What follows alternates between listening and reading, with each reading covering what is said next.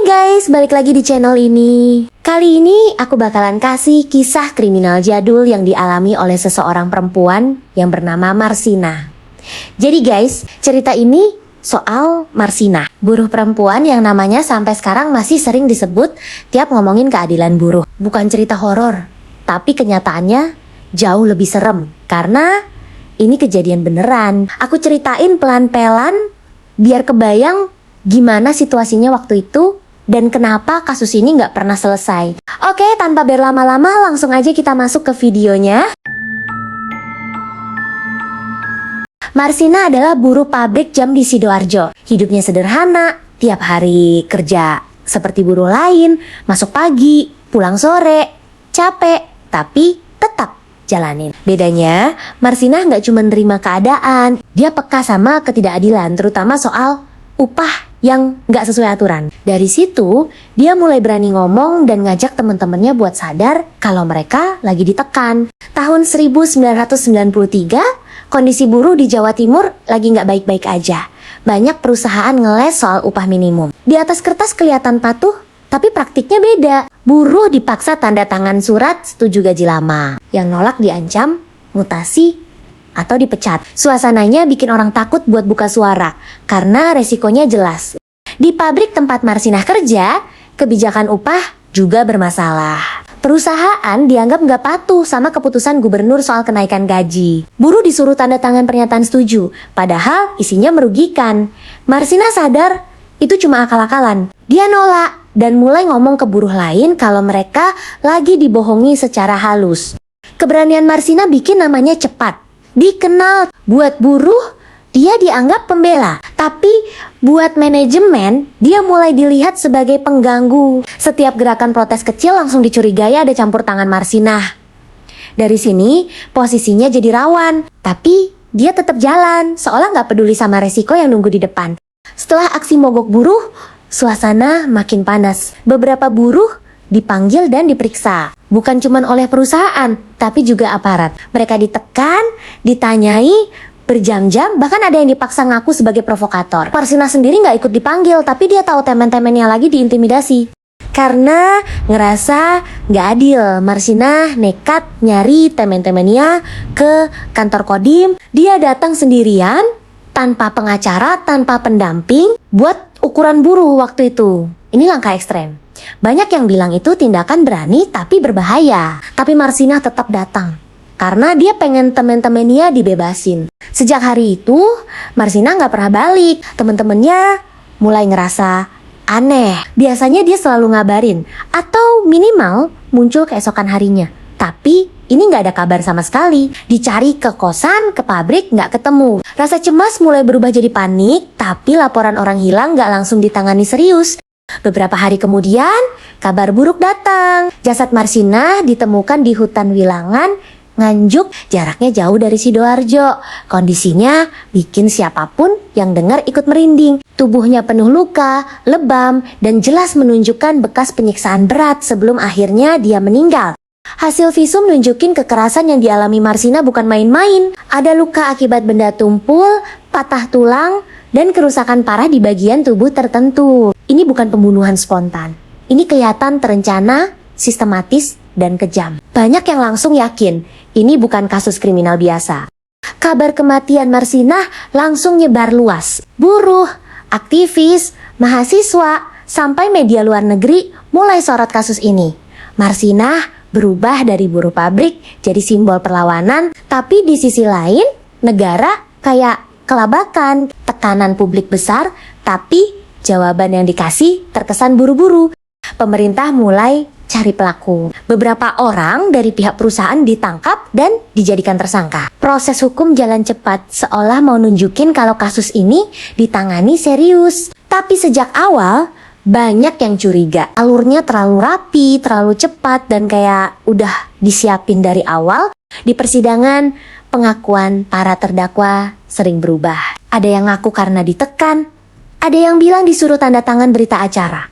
Alat bukti juga lemah, tapi tetap dipaksakan jalan. Publik mulai sadar, kemungkinan besar ini cuma cari kambing hitam buat nutup kasus sebesar ini. Tapi tunggu dulu guys, jika kalian gak tahu kambing hitam itu apa, jadi kambing hitam adalah kambing hitam adalah orang atau kelompok yang disalahkan atau dijadikan tumpuan kesalahan padahal sebenarnya tidak bersalah. Untuk mengalihkan tanggung jawab dari kesalahan yang sebenarnya, berasal dari ritual kuno di mana kambing membawa dosa. Ini adalah idiom atau kiasan, bukan berarti kambing sungguhan yang berwarna hitam. Oke, kita lanjut ke ceritanya. Vonis sempat dijatuhkan di pengadilan tingkat pertama, tapi di tingkat banding dan kasasi semuanya berantakan. Mahkamah Agung akhirnya membebaskan para terdakwa karena bukti nggak cukup kuat. Artinya jelas, negara mengakui kalau tuduhan sebelumnya rapuh dan nggak solid. Pembebasan itu bikin satu fakta pahit muncul ke permukaan. Marsina memang dibunuh, tapi pelakunya nggak pernah benar-benar ditemukan. Kasusnya menggantung, nggak ada yang bertanggung jawab. Keadilan berhenti di tengah jalan, dan keluarga korban cuma bisa nerima kenyataan pahit ini.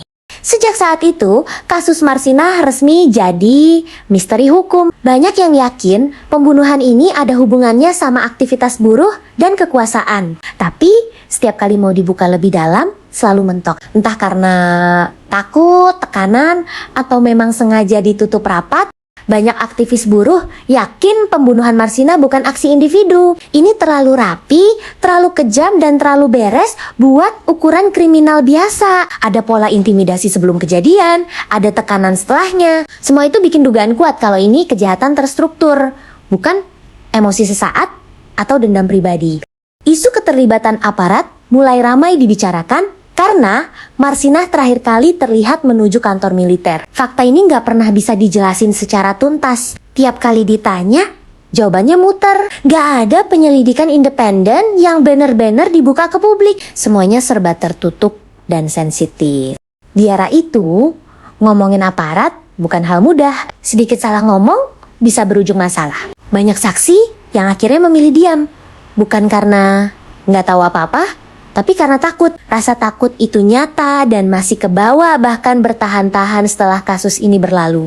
Marsina akhirnya dikenang sebagai simbol perjuangan buruh. Namanya dipakai di spanduk aksi, puisi, lagu, sampai diskusi kampus. Tapi ironisnya, simbol itu berdiri di atas ketidakadilan. Namanya diingat, tapi pelaku pembunuhannya tetap bebas tanpa identitas. Setiap tahun, tanggal kematian Marsina selalu diperingati. Bukan sekadar ritual, tapi bentuk protes diam. Pengingat bahwa negara masih punya hutang besar. Tiap peringatan itu juga jadi bukti kalau kasus ini belum selesai, meskipun secara hukum sudah dianggap tamat.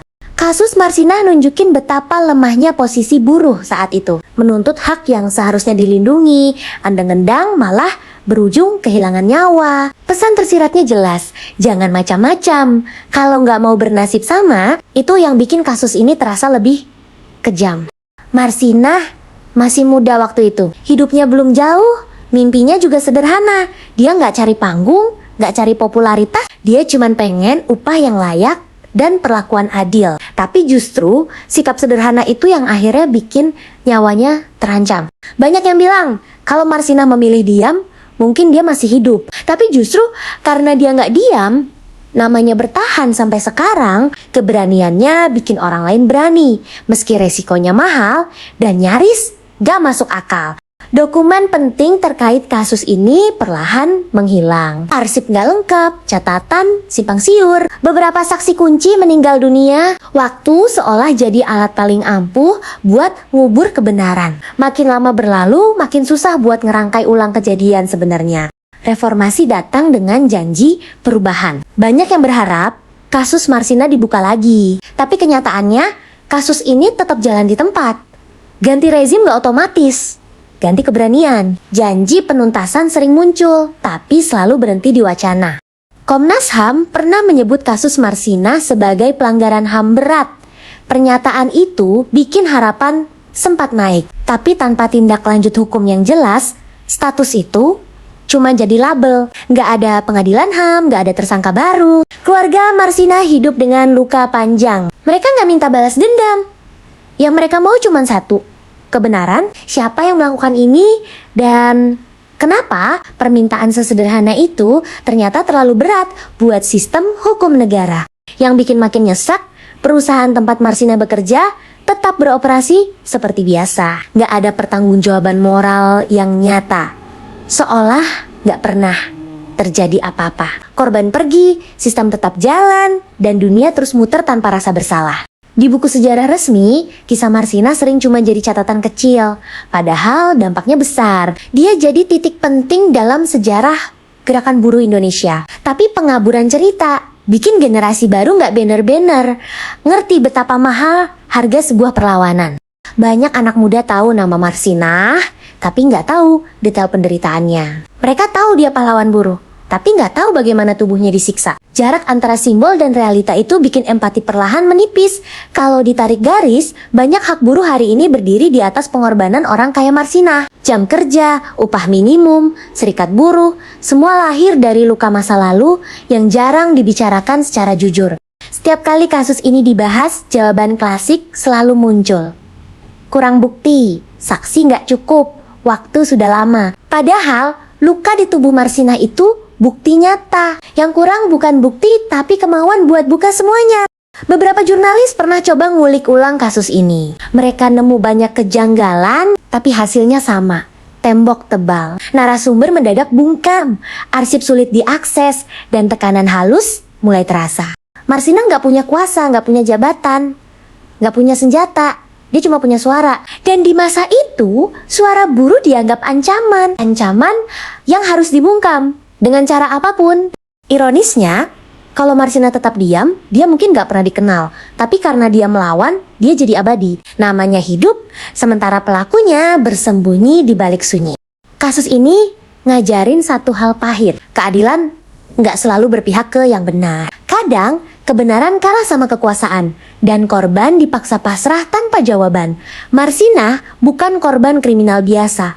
Dia korban sistem yang alergi kritik. Sistem yang lebih peduli citra daripada nyawa manusia sampai hari ini. Gak ada satupun orang yang secara resmi bertanggung jawab atas kematiannya. Kasus ini seperti sengaja dibiarkan menggantung, berharap publik lelah dan lupa.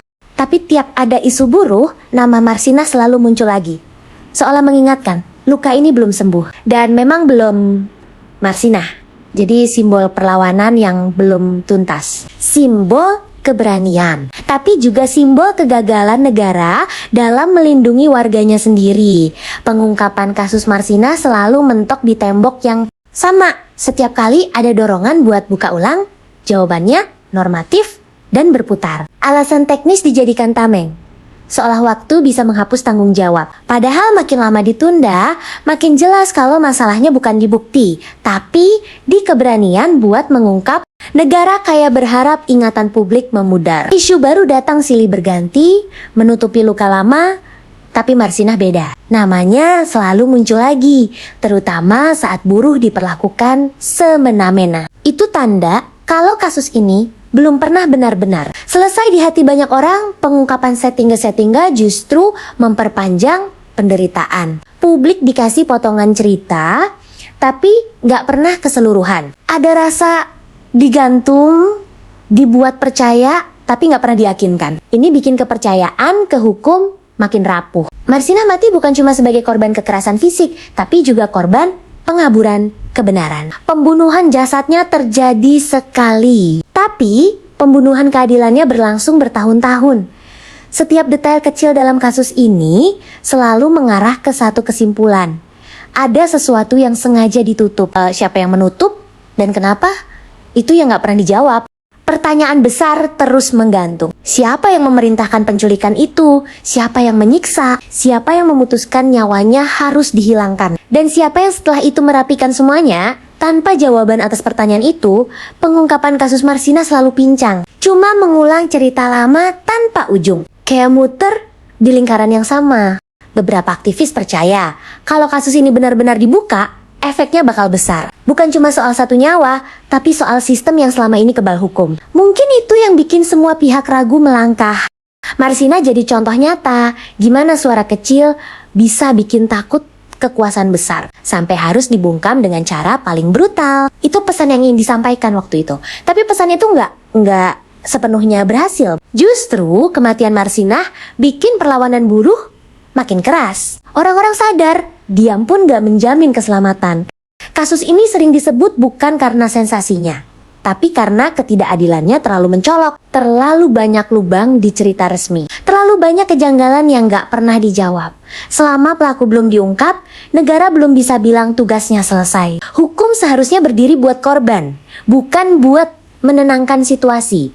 Tiap pergantian pemerintahan selalu ada harapan baru. Tapi harapan itu pelen-pelen padam karena nggak ada langkah nyata. Janji tinggal janji, arsip tetap terkunci. Marsinah seperti dikorbankan 2 kali. Pertama, saat nyawanya diambil. Kedua, saat kebenaran tentang dirinya dikubur. Kalau keadilan benar-benar mau ditegakkan, kasus ini harus dibuka ulang dari nol. Tanpa beban masa lalu, tanpa takut nama besar, tanpa kompromi bukan cuma demi Marsinah, tapi demi semua buruh yang pernah diintimidasi. Demi mereka yang memilih diam karena takut bernasib sama. Tanpa pengungkapan, kekerasan terhadap buruh selalu punya celah buat terulang. Dan sejarah sudah nunjukin itu memang sering terjadi. Marsinah adalah peringatan keras bahwa hak bisa dirampas dan nyawa bisa jadi taruhannya, tapi dia juga bukti kalau keberanian gak pernah sia-sia. Meski tubuhnya hilang, suaranya tetap hidup, namanya terus disebut. Meski pelaku bersembunyi, itu ironi yang pahit, tapi nyata. Keadilan yang tertunda terlalu lama rasanya sama kayak keadilan yang ditolak. Dan Marsinah sudah terlalu lama menunggu. Dia layak lebih dari sekadar monumen dan spanduk aksi. Dia layak tahu siapa yang bertanggung jawab. Kebenaran soal Marsinah masih terkunci rapat. Dan kunci itu dipegang oleh mereka yang memilih diam. Selama negara belum bicara jujur, publik cuma bisa mengingat. Mengingat dengan marah karena ini gak adil, mengingat dengan sedih karena korban gak pernah dapat jawaban, mengingat dengan kecewa karena hukum kalah oleh kekuasaan. Marsinah mungkin sudah tiada, tapi kasusnya belum mati. Ia hidup di setiap tuntutan buruh, di setiap penolakan upah murah, di setiap suara yang menolak tunduk selama kebenaran belum dibuka. Luka ini tetap basah. Dan selama luka itu ada, nama Marsinah akan terus disebut bukan sebagai legenda, tapi sebagai pengingat bahwa keadilan yang dirampas harus diperjuangkan. Tapi guys, sebelum penutupan, aku bakalan kasih cerita lagi, tapi dengan judul yang yaitu Marsinah. Jadi kalian tahu nggak penemuan Marsinah di mana? Dan hari ini juga malam Kamis ini aku bakalan ceritakan dengan jelas. Oke, kita lanjut ke kisah penemuan. Marsinah itu buruh pabrik di Sidoarjo, Jawa Timur. Dia aktif banget nuntut hak buruh, terutama soal upah minimum. Sejak awal, kasusnya udah bikin banyak orang curiga karena penuh kejanggalan. Sebelum ditemukan meninggal, Marsinah sempat hilang beberapa hari. Terakhir, dia terlihat setelah aktif protes ke pihak perusahaan tempat dia kerja. Setelah itu, kabarnya dia kayak menghilang. Marsinah ditemukan dalam kondisi sudah tidak bernyawa. Lokasi penemuannya bukan di pabrik, bukan juga di rumahnya, tapi di tempat yang cukup terpencil dan jauh dari aktivitas warga. Jenazah Marsinah ditemukan di sebuah hutan kecil atau area kebun di wilayah Wilangan, Kabupaten Nganjuk, Jawa Timur. Jaraknya cukup jauh dari Sidoarjo, tempat dia biasa beraktivitas. Wilangan itu daerah yang cenderung sepi, banyak lahan kosong dan perkebunan. Bukan lokasi yang sering dilewati orang ramai, jadi wajar kalau jasadnya baru ditemukan setelah beberapa waktu. Posisi ditemukannya, Marsinah juga bikin orang makin curiga. Karena logikanya, seorang buruh dari Sidoarjo bisa sampai ke Nganjuk tanpa ada yang tahu, itu hal yang janggal. Jenazah Marsinah ditemukan pada tanggal 8 Mei tahun 1993. Saat itu kondisinya sudah sangat mengenaskan, menunjukkan adanya tanda kekerasan berat. Sebelum meninggal, tubuh Marsinah ditemukan tergeletak di tanah di area yang tertutup semak. Warga sekitar awalnya nggak tahu siapa dia, sampai akhirnya identitasnya terungkap. Jarak antara Sidoarjo dan Wilangan, Nganjuk, itu nggak dekat. Perlu waktu berjam-jam perjalanan darat. Hal ini jadi salah satu pertanyaan besar dalam kasus ini. Banyak yang bertanya, siapa yang membawa Marsinah sejauh itu dan dengan tujuan apa? Karena jelas, dia nggak mungkin pergi sendiri ke lokasi tersebut. Lokasi penemuan jasadnya memperkuat dugaan kalau Marsinah sengaja dibuang di tempat yang jauh supaya kasusnya susah dilacak. Wilangan sendiri dikenal sebagai daerah yang relatif tenang. Kasus penemuan jasad Marsinah jadi salah satu kejadian paling menghebohkan di sana. Saat itu warga yang menemukan jasadnya langsung melapor ke aparat. Setelah diperiksa, barulah diketahui bahwa itu adalah Marsinah. Buruh perempuan yang sebelumnya dilaporkan hilang, hasil pemeriksaan menunjukkan Marsinah mengalami penyiksaan berat sebelum meninggal. Ini bikin lokasi penemuan jasadnya makin terasa bukan kebetulan. Kalau dilihat dari konteksnya, lokasi Wilangan dipilih karena jauh dari sorotan media dan jauh dari lingkungan buruh yang mengenal Marsinah sampai sekarang. Banyak aktivis yakin bahwa lokasi penemuan jasad Marsinah adalah bagian dari upaya menghilangkan jejak pelaku Marsinah, bukan orang Nganjuk. Gak punya urusan apapun di wilayah Wilangan, itu sebabnya publik langsung curiga ada skenario besar di balik kasus ini. Penemuan jasad Marsinah di Wilangan jadi titik awal terbongkarnya salah satu kasus pelanggaran HAM paling terkenal di Indonesia. Tempat dia ditemukan sering disebut dalam laporan dan diskusi HAM karena jadi simbol betapa kejamnya perlakuan terhadap pejuang buruh waktu itu. Sampai hari ini, lokasi penemuan jasad Marsinah masih sering dibahas tiap peringatan Hari Buruh. Bukan cuma soal tempatnya, tapi maknanya. Wilangan jadi saksi bisu berakhirnya hidup Marsinah, tapi juga jadi titik awal perlawanan moral banyak orang terhadap ketidakadilan. Banyak yang bilang lokasi itu sengaja dipilih karena sunyi, jauh, dan minim saksi. Ciri khas tempat pembuangan korban kejahatan terencana meski jasadnya ditemukan di Nganjuk. Perjuangan Marsinah justru menyebar ke seluruh Indonesia setelah kematiannya. Tempat penemuan jasad Marsinah sering disebut dalam buku sejarah, buruh dan laporan organisasi HAM internasional sampai sekarang. Masyarakat masih bertanya-tanya, kenapa harus sejauh itu, kenapa harus di Wilangan? Jawaban pastinya memang belum pernah benar-benar terungkap. Lokasi itu masih menyimpan banyak misteri. Marsinah ditemukan di tempat yang sunyi, tapi suaranya justru makin keras setelah dia tiada. Wilangan bukan sekadar lokasi geografis, tapi simbol bagaimana keadilan bisa dibuang begitu saja. Kasus ini jadi pengingat bahwa lokasi penemuan korban seringkali menyimpan pesan tersembunyi dari pelaku. Marsinah ditemukan di Wilangan, Nganjuk, tapi kisahnya hidup di ingatan banyak orang sampai sekarang. Kalau mau, aku bisa lanjutin ke kronologi sebelum dia hilang atau kenapa kasusnya dianggap belum tuntas. Cerita Marsinah bukan soal masa lalu yang selesai dibahas, tapi soal kebenaran yang masih tertahan. Selama pelaku belum diungkap, kisah ini akan terus hidup, diceritakan ulang, dan jadi luka kolektif. Marsinah mungkin pergi, tapi tuntutannya tetap ada. Keadilan yang utuh, tanpa ditutup-tutupi. Dan itu dia cerita dari Marsinah. Kejam sekali keadaan buruh waktu itu. Ya udah guys, kalau gitu, kalau kalian suka video, jangan lupa like, subscribe and share. Ya udah guys, bye bye.